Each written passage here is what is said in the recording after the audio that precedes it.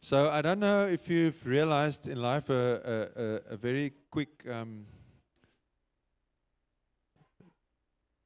bit of biology or pathology, but whenever you hear the word itis at the end of an organ or tissue, like sinusitis or hepatitis or bronchitis or pharyngitis, it means that part of your body it's inflamed, okay?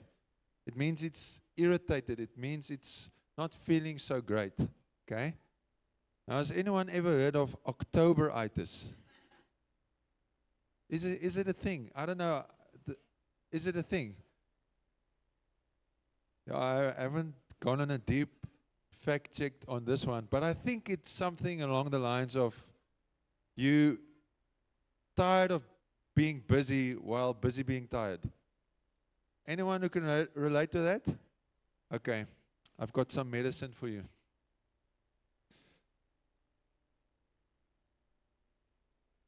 And I'm serious with this, and I really want to encourage us with this. And we're going to be talking about the battle between the flesh and the spirit this morning. So I want to encourage you to contend for this. And like they said, we had an almost awesome intercession this morning.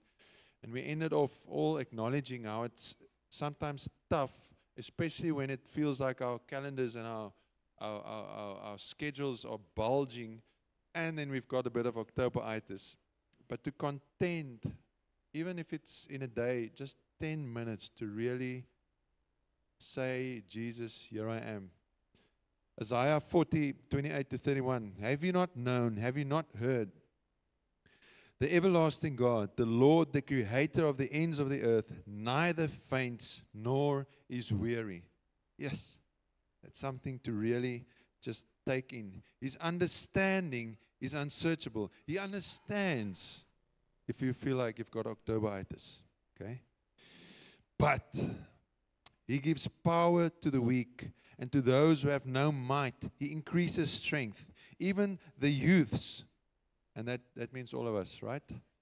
Even the youths, we are children of God, shall faint and be weary. And the young, CJ, the young men shall utterly fall. But those who wait on the Lord, and this I want to encourage you with this. Even if it's 10 minutes in your day, obviously if there's more time, go for it. But contend for that 10 minutes in a day. Stop scrolling. Open the YouVersion. Challenge yourself. I want to go to social media. No.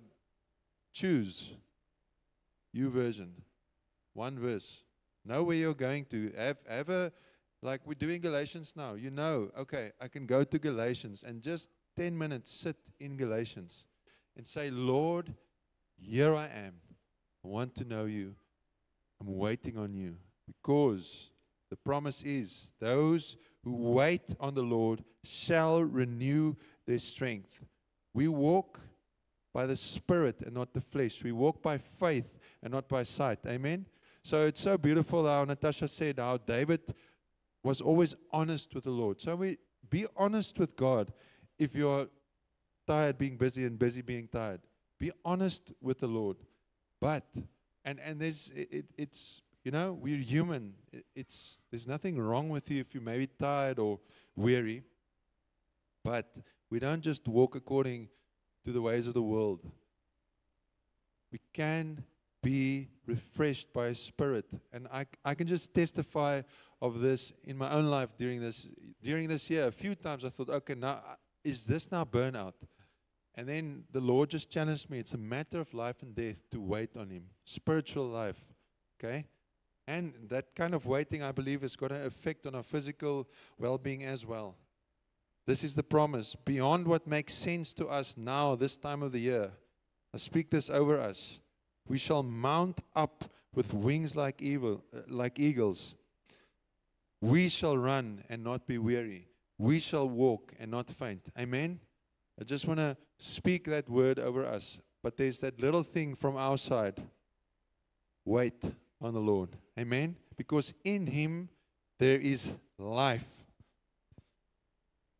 So that was just a short You know, before the movies, like there's the trailers, but not like a trailer, a little nugget for us really this time of the year. In Him is life. We're going to continue with our sermon series called Law to Life, our journey through Galatians, because we believe God is calling us out of religion into relationship with Him. Okay? Out of religion into relationship. And for some of us, it might be, no, but that's obvious. But may the Lord search our hearts where there are places in our lives where we just settle for religion, where we hide behind works or knowledge. I'm okay because I've done this and that for the church this year or this week, or, you know, I know this and that, but we hide behind that. He's calling us not to a life lived for Him, but a life lived with Him. Amen. Father God, we come and thank You for Your word this morning that is alive and powerful, and Your Spirit that breaks it open to us, that reveals it to us, Lord, that takes it from our heads to our hearts, Lord. And my confidence this morning is in Your power. The power of Your word and the power of Your Holy Spirit, Lord, in this time of the year, Lord God, that beyond our understanding, beyond what makes sense to us, Lord, that even through this message today, as we go through Your word together, Lord, that we will be revitalized, that our strength would be renewed, Lord, that we might mount up like eagles and soar with You. In Jesus' name, amen. So Galatians is a letter that Paul wrote to a group of churches in the region of Galatia, which consisted mostly of born-again Gentiles, okay? And the thing that really vexed or really got Paul a little bit worked up was the fact that Jews were now, as he went to these towns and he preached the gospel, people got radically saved, healed, and then like following on his trail, there were Jews that came to these Gentiles that were now born again and said, okay, good, but you need to add these works of the law in order to be truly saved and to have true life in the Spirit. And that was the deception that Paul was trying to correct in Galatians. So I'm going to do a very quick summary. There's obviously more in every chapter than I'm going to mention now, but for those of us who might have not been following with this with the sermon series or might have missed the chapter that we covered, just a quick recap. So Galatians 1, Paul basically says, this gospel that I'm preaching, I received it firsthand from Jesus Christ, not from man. Okay? And then Galatians 2, he goes to the apostles in Jerusalem and checks with them, just in humility also, you know, which I think is a good example for us. He goes and checks. Listen, apostles, you guys that walked with Jesus in the flesh, this is the revelation of the gospel that I have. Am I on the right path? And they affirmed that his gospel was correct and that salvation comes through faith in Christ alone. Faith in Christ alone, nothing else added. Then Galatians 3, because obviously the battle is around what's this thing about the law now, and what's the role of the law then? And we learned that the law is meant to reveal sin, but that it cannot save us from sin. And then Galatians 4, the beautiful promise that we as believers are no longer slaves under the law, but sons and heirs through faith in Christ. So we receive, not only do we receive salvation by faith in Christ, we also receive sonship and become fellow heirs with Christ. That's just a quick recap.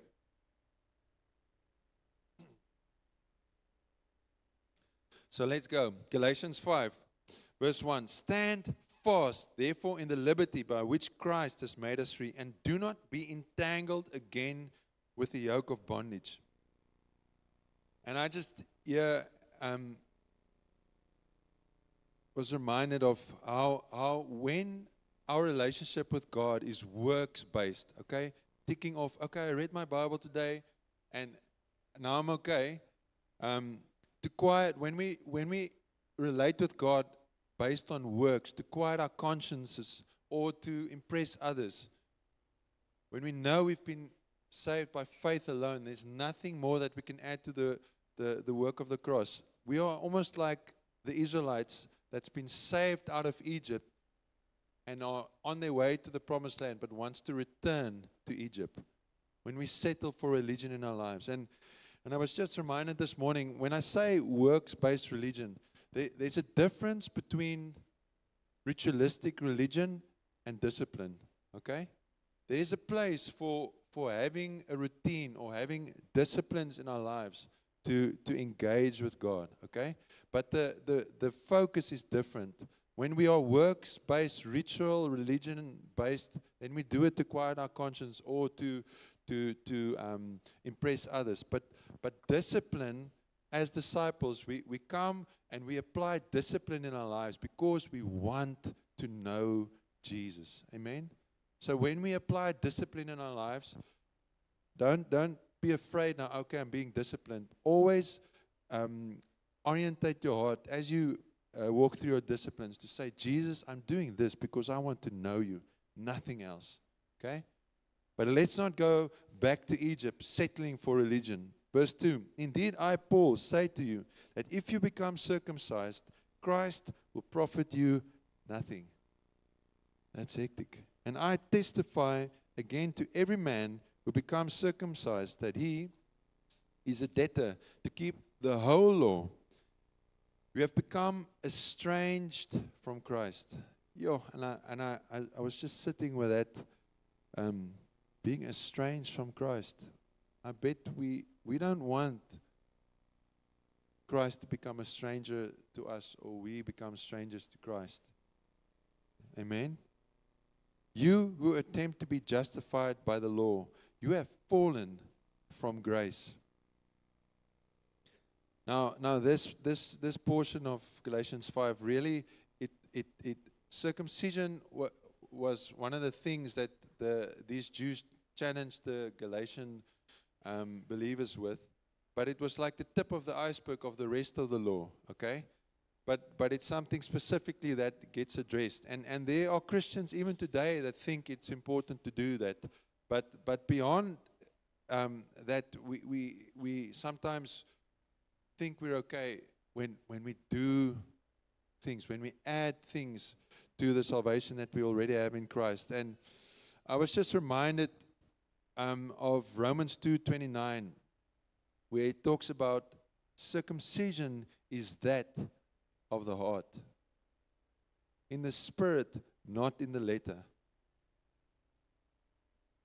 And that's what God, the natural in the Old Testament usually was a shadow of something to come in the New Testament, okay? And God invites us to that place of a circumcision of the heart, where anything that puts up a barrier between us and Him gets peeled away, okay? And a circumcision of the heart talks about getting very close and personal, beyond our covers. And how often when we get asked how you are doing, we answer and we hide behind our knowledge and our works. And that's something that needs to be cut away. As circumcision talks about a cutting, and where we see in Acts the people that Peter spoke to, they were cut to the heart. And are we allowing God and our brothers and sisters to get close and personal? Where all of those things that we might be hiding behind is cut away, that we might truly know Him and be known by Him. John 17:3 talks about, and this is eternal life, that we might know Him. Amen? That's how I explain the difference between ritualistic religion and discipline. The one is just to tick off the boxes, quiet our consciences, impress others, while when we engage Jesus through discipline, we say, it's because we want to know you. Amen? Are we willing and ready to allow the Lord for circumcision of the heart? For we, through the Spirit, eagerly wait for the hope of righteousness through faith. For in Christ Jesus, neither circumcision nor uncircumcision avails anything, but faith working through love. And I stood still a little bit around this concept of being in Christ. Romans 8 verse 1 also says there's no condemnation for those who are in Christ. And I don't know if any one of you has ever struggled with condemnation, guilt, feeling so ashamed of what have I done again now. And then I go and sit with that verse and I think, no, God, this can't be talking about me. I'm feeling so condemned now. And then the Holy Spirit would whisper sort of in my heart, but in who are you? And then I go like, I'm in no one else but Jesus. When we are born again, it talks about a position and rest. It's like you are positioned and you are resting in Christ. When you have repented and have surrendered to Jesus, when you've been born again, you are nowhere else but within Christ. It's the symbolism that they speak about when they use this term in Christ. It's like we become pages within the book. Christ is the book. He is the cover. We are like the pages in Him. That's the concept. And we sang about it this morning as well. To be in Christ, it's the branches that's grafted into the vine. John 15. It talks about we are in Him. We are rooted in Him. Our very life flows from within Him. Our existence is contained and subject to Him. So I just want to encourage you, if you're struggling with guilt, if you're struggling with condemnation, ask yourself, where else am I but in Christ? We are no longer outside, but in Christ. Amen? And it's a position where we are rested in. It's like these big granite rocks there out at BC Stones. It's like when you put that stone in place, it's rested there. That's not going to move. So when we are in Christ, we can know. In these terms, in their contents, they were talking about whether you're circumcised or not, you are rested in Christ. Amen. Verse 7, you ran well. Who hindered you from obeying the truth? This persuasion does not come from Him who calls you. A little leaven leavens the whole lump. I have confidence in you, in the Lord, that you will have no other mind, but he who troubles you shall bear his judgment, whoever he is. And I, brethren, if I still preach circumcision, why do I still suffer persecution? Then the offense of the cross has ceased. So the Jews didn't like Paul at all. If you read through Acts, there's a few times that, well, a lot of people didn't like Paul. I mean, I think it's in Corinthians at some stage he mentions all the things that's happened to him. I think, he was stoned and he was beaten, and there's so many things that happened to him physically. I think one of the letters he says, listen to me because I bear the marks of Christ in my very body. Okay? So he really suffered persecution, and that because of for the truth which he spoke. So he suffered persecution because he preached the gospel of the cross of Christ. And why was the cross so offensive to the Jews? Because it was the Jews that crucified Jesus. Religion crucified Jesus. It sent him to the cross. So that was a very touchy subject for them because they knew they sent Jesus to the cross. Secondly, the law states that cursed is he who hangs on a tree. In Deuteronomy, with the laws, God said that anyone who's hanging from a tree, he is accursed. And even the ground, if they allowed, I'm speaking under correction now, but if they allowed that body to hang on the tree through the night, that even the ground there was cursed. Okay, so this was a touchy subject for the Jews. And then lastly, the cross was offensive to the Jews because Jesus did what they for generations never could do. He fulfilled the law and brought an end to it. So the Jews could no longer boast in, look at me, look at how well I am executing the law. For us, the cross of Christ, His death,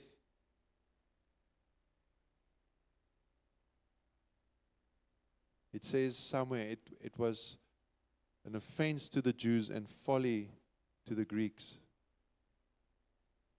But to us who believe, it's the start of eternal life. Amen? I could wish that those who trouble you would even cut themselves off, very aggressive. For you, brethren, have been called to liberty. Liberty. Only do not use liberty as an opportunity for the flesh, but through love serve one another. For the law is fulfilled in one word, even in this: you shall love your neighbor as yourself. But if you bite and devour one another, beware lest you be consumed by one another. So, this chapter is really talking about the battle between law and grace, the flesh and the spirit. And I'll mention it a bit later, but there's this balance between having liberty in Christ, but not license for sin. And I believe one of the ways that we are safeguarded of just running in the license of sin is when we come to know that salvation from sin and dead works is not merely for our own convenience. This liberty that we've been called to is so that we can love brethren and God and the broken even better. Amen? This liberty that we've received in Christ, it's so that we can love one another and a broken world even better. And I believe if this is our focus, that, I'm free in Jesus, not just so that I can feel good about myself, but that I can serve, as it says here, to serve one another, and practically to do that. So beautifully, how Michelle invited us this morning to step into that life-changing habit of serving in, even just here in the congregation, there's opportunity to do that, because then it helps us not to be passive. In Afrikaans it says, ledigheid is die duiwelse oorkussing. It means if you're going to be lying around, the chances of you falling in sin is greater. But this liberty that's been given us is there so that we can love one another and serve one another better. I say then, walk in the Spirit. And this was another concept that I was really sitting with in the last 10 days or so. And I'll get to that a bit more later. What is walking? What does it mean to walk in the Spirit? We'll get to that. I say then, walk in the Spirit, and you shall not fulfill the lust of the flesh. For the flesh lusts against the Spirit, and the Spirit against the flesh. And these are contrary to one another, so that you do not do the things that you wish. And Romans 7, Paul elaborates on this even more. The very things that I do not want to do are the things that I do, and the things that I know to do are the things that I do not do. No one here struggles with that, right? Even in intercession this morning, we were just sharing how it's sometimes so difficult. It's easy to get up early to go to the gym or to run an errand or something, but to get up, to seek the face of God, to spend time in His Word, to make intercession for the congregation and for the town. It's a real battle. It's like, it's good to go to the gym, but the devil's like, that's fine. It's not going to do anything to the kingdom. But that as soon as we engage to seek the living God and to serve and seek His kingdom, the battle rages. So it's real. That's why we need the Word. That's why we need the Holy Spirit. That's why we need one another, to encourage one another. Hey, go to the gym, but hey, also get into the Word. You know, for some of us, Octoberitis is so bad this morning, we left the chair open at church. So for those of us who are going to be, are you with me? Are you catching me? I'm not talking to you. But for those of us who are here this morning, I'm joking, eh? But I want to encourage us. Maybe it's a serious thing why some of the chairs are open this morning. For some it's just a breakaway weekend, or some other important thing that's happening. But I want us to check in. This is I'm getting sidetracked, but check in. Maybe some people's faith is really low and their joy is really low and they're struggling.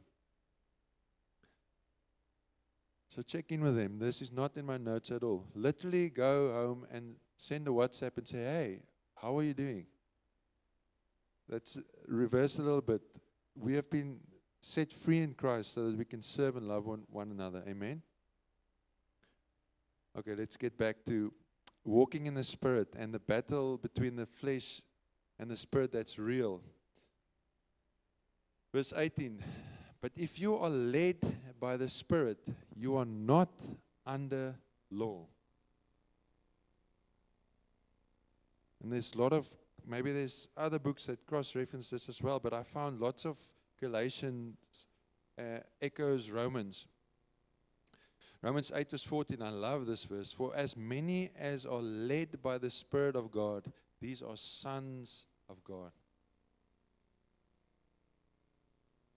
And Romans 6 verse 14 says, for sin shall not have dominion over you, for you are not under law, but under grace.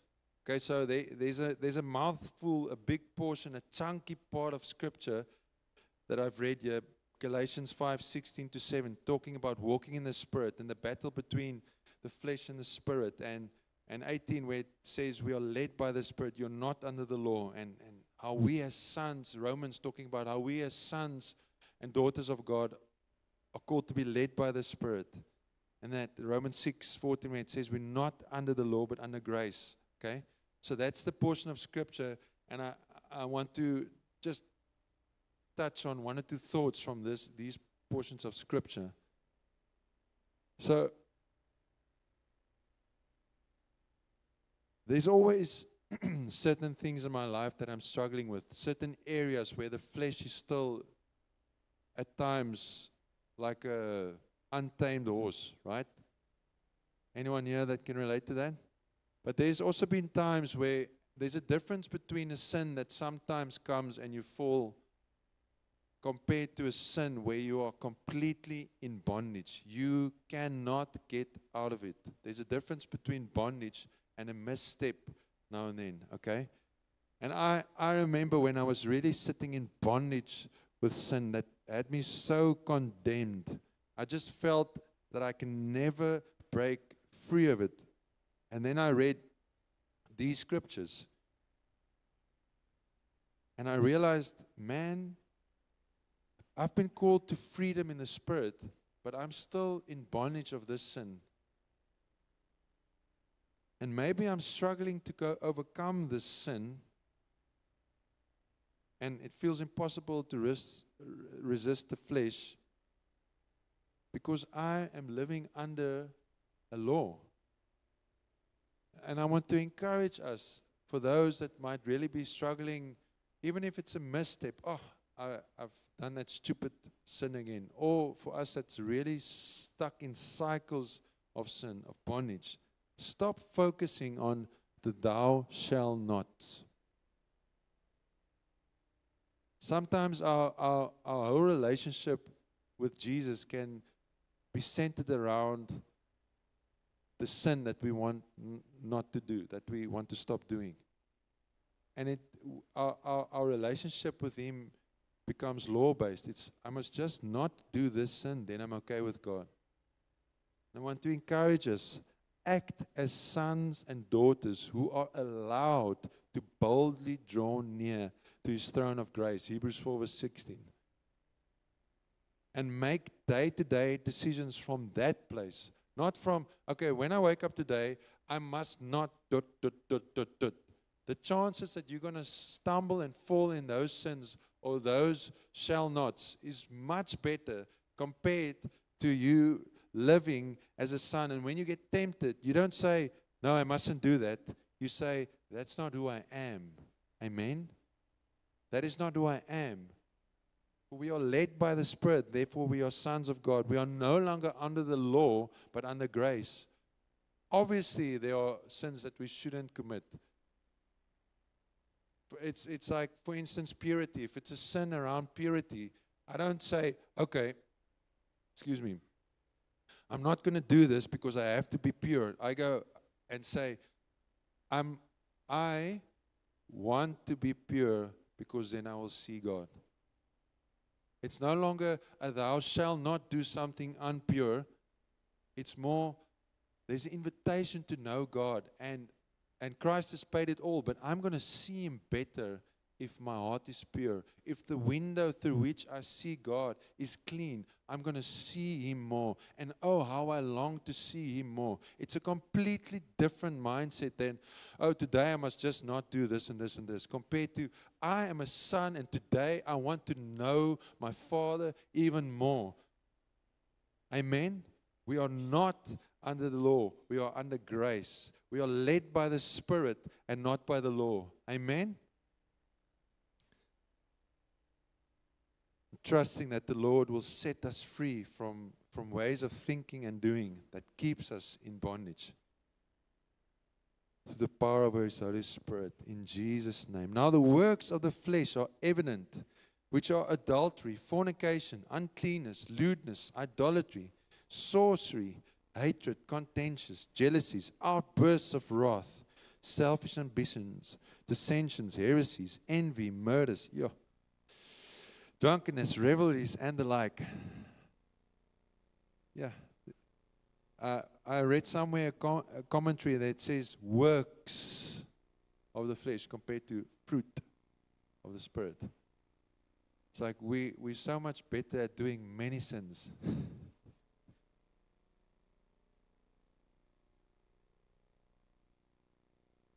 Of which I tell you beforehand, just as I also told you in the past, that those who practice such things will not inherit the kingdom of God. Now, I don't believe that anyone enjoys these fruits in their lives. And you know, a way that self-righteousness can also get exposed in your life is you think, I'm not so bad. And then you see someone else walking with these fruits in their lives. You're like, that's not very pretty. And then you realize, that's how I look when I have these fruits in my life.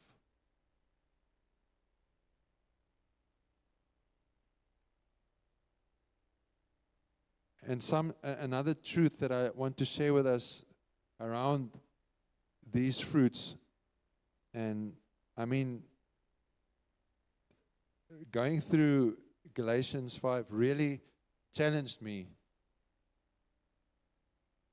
And this is one of the things that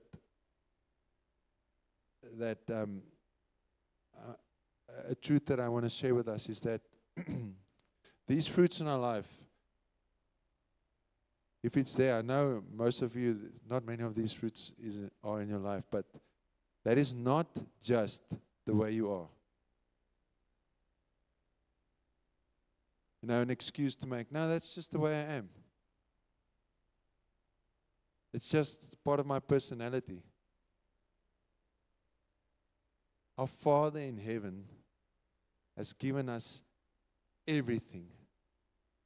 That was such a precious thing working through Galatians 5, realizing again, our Father in heaven has given us everything. His Son, who paid the price for these sins in our life, that we might, even though some days we might slip and fall into jealousy or envy or a moment of wrath, we fall short. We are doomed. but for the cross of Christ.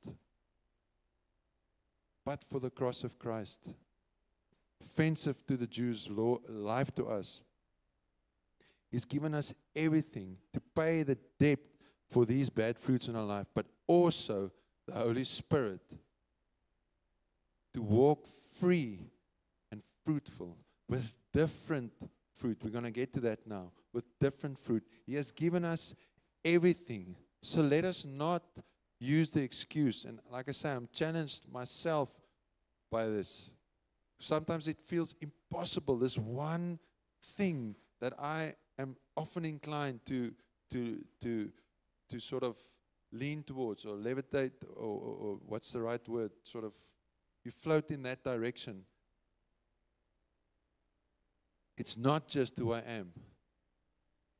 He's given us all to be free and fruitful. My question is, when will we start walking, taking hold, and living in that all which He has bought for us? Because no one else can do that for you. No pastor, no YouTube Christian influencer, no book can do that for you. He's given us all to walk in freedom and fruit. And the battle is real. It's not going to necessarily change within a blinking of an eye, in an instant. But we need to continue to say, Lord, here I am. I'm sorry. I surrender. Help me.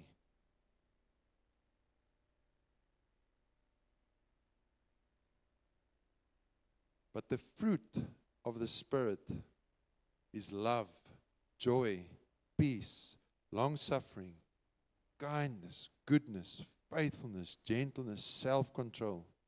Against such there is no law.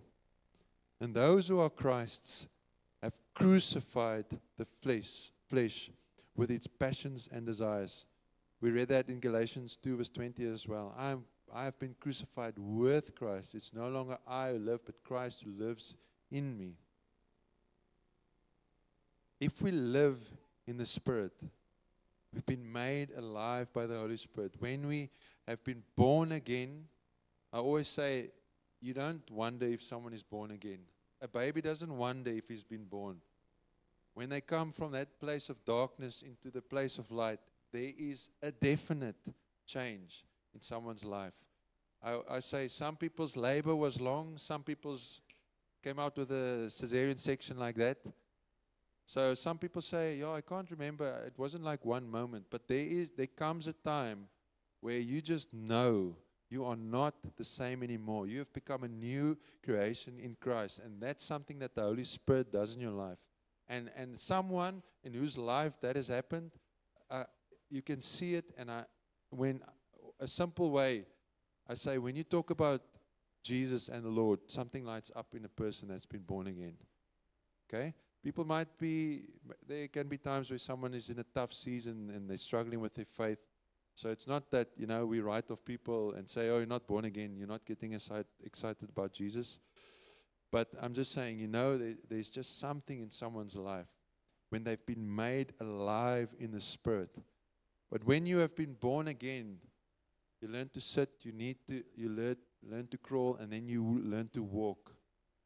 So if we live in the Spirit, let us also walk in the Spirit. I think this is something that Chris is also passionate about. Talks about not just having the tick box, okay, I'm saved and now I'm done. No, we need to walk in the Spirit. Let us not become conceited, provoking one another, envying one another. Galatians 5. So I felt something to focus on just a little bit more from this chapter was this. How do we walk in the Spirit? Because, for some of us, some days I might be so just distraught, going, Lord, am I even saved? Look at these fruits in my life. Yeah. And on the other side, other days, we might just Lord, I want to walk in gentleness, kindness, goodness. That's so not me.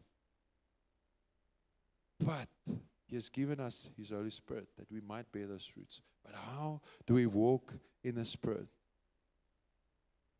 And they define this walking in the Spirit as and that's what I want to elaborate a bit about now, is to walk in line with, to be occupied with, to be engaged in the Holy Spirit. And for those of you who are doing FIC, I don't know if you've reached session 4 yet. You have. Have you done it already? You have done it already. Okay, so this will be some revision for you. Because I just had this idea that I think they cover, or they touch on this a bit in FIC. So what walking in the Spirit is not. I'm seeing some smiles here. People enjoying FIC? Okay, awesome. Walking in the Spirit is not a feeling.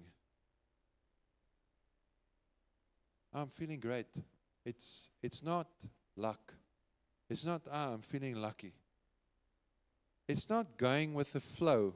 And I mentioned that a bit earlier where Paul talks about liberty, but not liberty to sin. People talk about this as having going with a license to sin. No, I'm free now and I can just do what I want. Don't be so structured. Don't be so disciplined. I've got a license now to do what I want. And that's often people in broad terms in church talks about, yeah, those are the Spirit people. They just go with the flow. They just, they just immerse themselves in the Spirit. And, oh no, these people are the Word people. They are just academic and theoretical about God. It's only by the Spirit where we can walk in that correct balance between grace and truth, the Spirit and the natural things that we need to do. So, walking in the Spirit is not luck. It's not license. It's not the spiritual life tick box. It's not legalism. It's not, okay, I'm walking in the Spirit because I've done all these things today. No. Romans 8, verse 5-6. For those, so where does it start? So I'm thinking, okay, walking in the Spirit, how does this work? How do I do this? It starts from Romans 8, 5-6. For those who live according to the flesh, set their minds on the things of the flesh. But those who live according to the Spirit, the things of the Spirit. So we who live according to the Spirit, we set our minds on the things of the Spirit. For to be carnally minded is death, but to be spiritually minded is life and peace. Beautiful. That's the place I want to be living in, a place that's full of life and peace. So I summarized it a little bit like this. Walking in the Spirit, it's a matter of the head, the heart, and the hands. Okay? We need to know the truth. That's where it starts. Our thinking is renewed by God's Word. Psalm 1 talks about the man who meditates on the Word of God day and night and who bears fruit in season and out of season. Isaiah 26 verse 3 and 4, thereabouts, it talks about you will keep him and guard him in constant peace, whose mind is fixed and stayed upon you. So that's why we need to get into the Word. I don't trust my own thoughts. I don't trust my own words if I haven't been in the Word of God. That's why we need to contend. That is a discipline. That is a fight that we should fight daily. I'm tired. I've got Octoberitis. Get into the Word. If it's just 10 minutes, say, Jesus, I want to know you, and I believe this is the best place to start, is in your Word. Walking in the Spirit starts in our heads. Know the truth and have renewed thinking by the Word of God. Then our hearts yield to the truth. It's one thing to read the Word, but it's another thing to say, I receive this Word. With my heart I believe and I surrender to God's Word as the ultimate authority in my life, regardless of my fallen feelings. Okay? We know the truth with our heads. We yield to the truth with our hearts. Circumcised hearts. Where we don't just read scripture and then go, okay, I'm going to go to a small group and I'm going to recite these scriptures and show people how much of the Word I know. That's one thing. But when our hearts have been circumcised and say, Lord, beyond any works, beyond knowledge, beyond my pride, beyond hurts.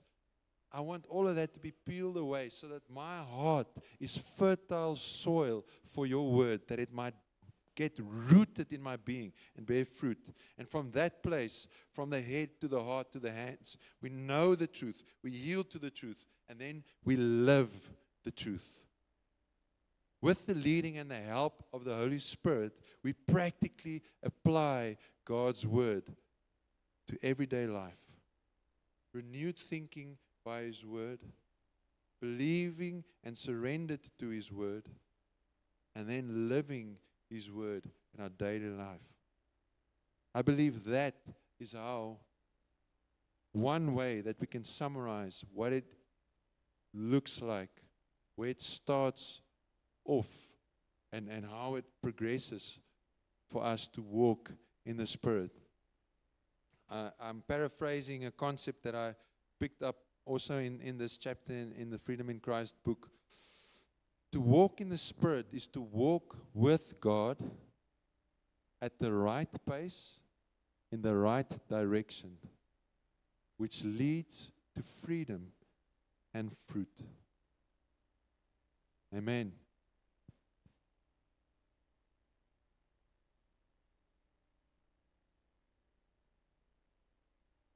So we're going to respond to this morning. We're going to spend some time in prayer. Natasha, if you can maybe help us with some music, that would be awesome.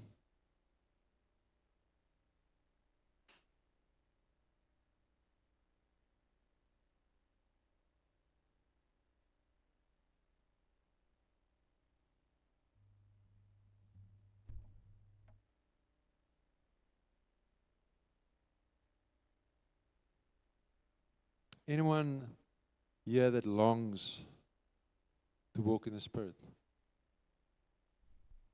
Anyone? Anyone who longs for these fruits in our lives? I always say, Lord, these fruits is something that we can enjoy. I mean, who doesn't want joy? Who doesn't want peace? But also, we as believers have not been called merely to enjoy these fruits for ourselves. It's fruits that we can bless others with. And as I was just sitting with us again yesterday, I was looking out the window and I saw the trees with the wind really, gusting. And I looked at the trees and I was reminded where Galatians 5 talks so much about the Spirit, where it says in John, I think it's John 3. Sorry if I'm a bit off, but it talks about how the wind blows as it listeth, the wind blows as it wills, and how that is. It is how with the Holy Spirit we do not know where it's coming from. We do not know where it's going. And I was looking at the branches of the trees yesterday, and how they were just yielded to the wind, going with the flow of the wind, and the wind symbolizing the Spirit, still rooted on the trunk and the main branches of the tree. As it says in John 15, the vine rooted, the branches rooted in the vine, which is Christ. And then I thought about, it's so beautiful how the trees are they're not resisting, they are going with the wind. But that's also how seeds get spread all over in nature. And talking about fruits and seeds that we enjoy, but as we yield to the wind of the Spirit, how the seed of God's word gets spread around our families, around town, around the workplace, and our fruits that bring glory to God can also be grown. So I want us to stand and just respond to the Lord this morning.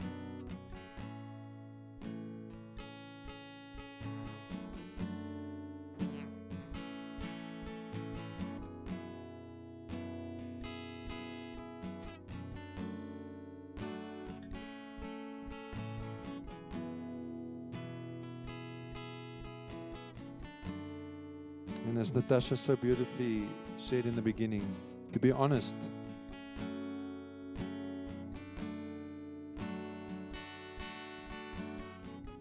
To confess to the Lord, as we read through some of those fruits of the flesh maybe. To confess roots and fruits of the flesh.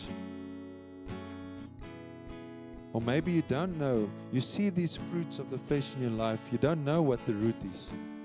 To also ask the Lord to show you, Lord, I'm seeing this fruit in my life.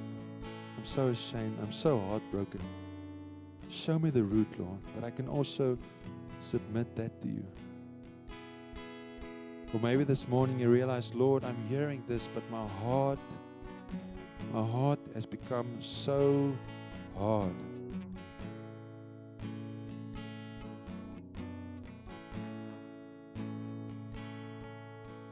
I've shielded my heart. I've built a fortress around my heart with works and with knowledge. Lord, here I am. It's scary. It might be painful, but circumcise my heart again. Cut away all that I allow to separate me from you. On God's side, there's nothing that separates us through Jesus. It's we that stay at a distance. It's we that can keep him out. Just want to invite us this morning. Confess those fruits. Ask to see the roots. Say, Lord,